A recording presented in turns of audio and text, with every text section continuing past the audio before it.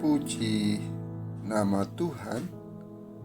Hari ini kita kembali akan merenungkan firman Tuhan yang saya mau beri tema melihat Tuhan dalam situasi yang sulit.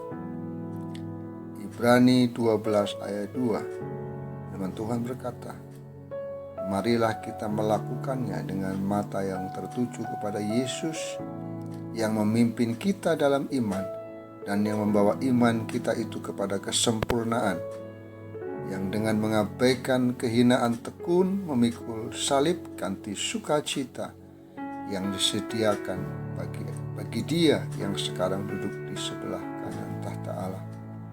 Ukuran kekuatan seseorang bisa dilihat dari berapa besar masalah yang dapat dia tanggung. Jika kita sudah sangat dewasa, kita mungkin telah belajar bahwa kita dapat menangani lebih banyak rasa sakit atau kesulitan daripada yang pernah kita pikirkan. Faktanya, mungkin perlu melalui masa-masa yang sulit bagi kita untuk menyadari seberapa banyak yang dapat kita tangani.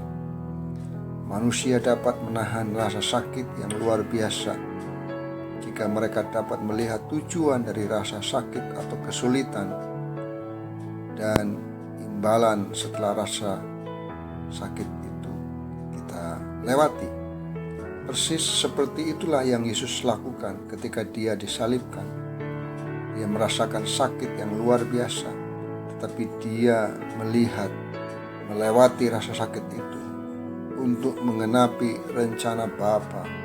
Yesus tidak hanya melihat di sini dan sekarang, jika masa depannya akan terlihat suram dan dia akan putus asa, tetapi Yesus melihat melewati rasa sakit untuk menyelamatkan manusia yang berdosa.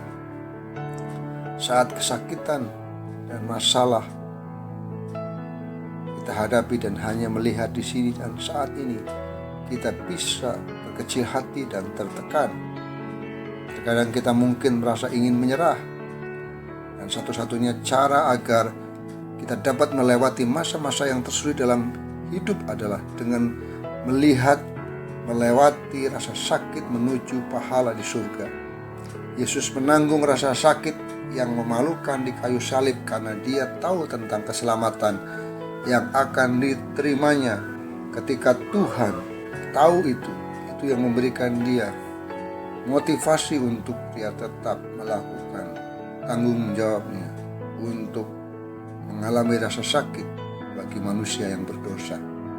Ketika kita mendapatkan pikiran Kristus, kita mulai berpikir seperti Yesus tentang masa lalu kita, masa kini dan masa depan kita. Tuhan, kehidupan, kematian, dosa, keselamatan, teman-teman kita dan keyakinan kita. Kita menyadari bahwa hidup ini lebih dari sekedar di sini dan saat ini, dan itu memberikan kita kekuatan untuk bertahan. Mari kita merenungkan apa yang paling kita harapkan, apa yang memberi kita kenyamanan terbesar, bagaimana kita bisa mengingat diri kita sendiri tentang apa yang Tuhan telah janjikan kepada kita ketika kita harus melewati rasa sakit dan kesulitan dalam hidup. Tujuan macam apa yang Tuhan miliki untuk membiarkan kita mengalami rasa sakit dan kesulitan di musim ketidakpastian ini? Bagaimana kita memiliki pikiran Kristus dan pengharapan kekekalan untuk membentuk pandangan kita, sehingga kita belajar seperti surat Ibrani berkata, marilah kita tetap melakukan dengan mata yang tertuju kepada Yesus yang akan memimpin kita dalam iman dan membawa iman kita itu kepada kesempurnaan, dengan mengabaikan setiap kehinaan untuk tekun memikul salib atau masalah yang kita hadapi, ganti sukacita yang disediakan bagi kita. Hanya dengan itu kita boleh bersyukur karena Tuhan yang akan terus menggenapi rancangannya dalam hidup kita.